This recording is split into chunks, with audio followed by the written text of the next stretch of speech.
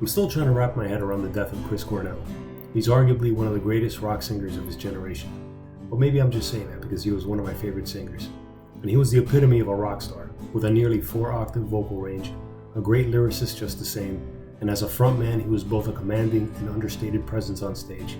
And nowadays, where everyone is supposedly a rock star, Chris Cornell was the real deal.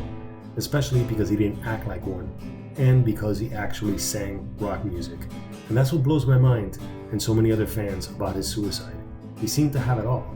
A beautiful wife and kids, a phenomenal career as the frontman of Soundgarden, Temple of the Dog, Audioslave.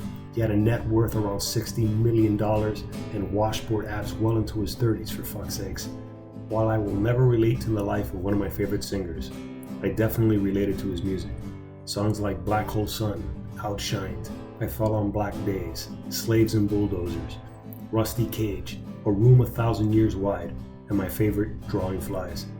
I can almost relate to suicidal thoughts, but I can't honestly say I was ever going to do it.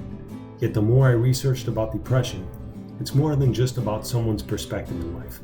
It's not simply a matter of setting goals, counting your blessings, and hitting the gym for a heart-pumping workout. After all, Chris Cornell did hang himself with an exercise band.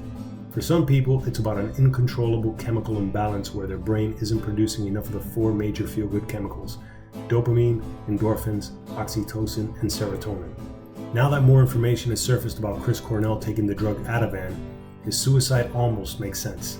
In no way am I going to pretend to know anything about depression or the man other than what I've read online and what I've read into his lyrics, but it's safe to say Chris Cornell had a dark side.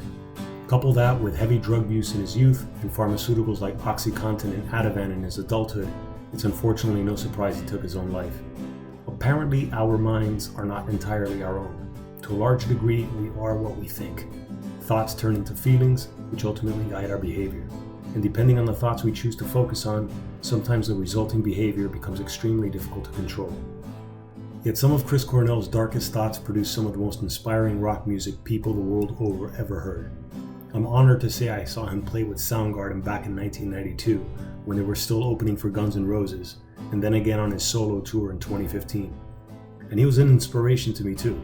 As someone who will forever be a failed, wannabe rock star, it was actually Chris Cornell's voice that finally convinced me to let my childhood dream die once and for all.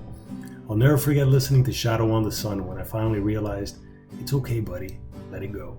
It was as if Chris Cornell put his hand on my shoulder and said, you could draw pretty good, do that instead. Thank you, Chris, for that bittersweet epiphany that actually we're not all created equal, and much less with your vocal range. But it's okay when people like you leave behind a body of music that inspires the rest of us to make the most out of life with what you got and to just be yourself.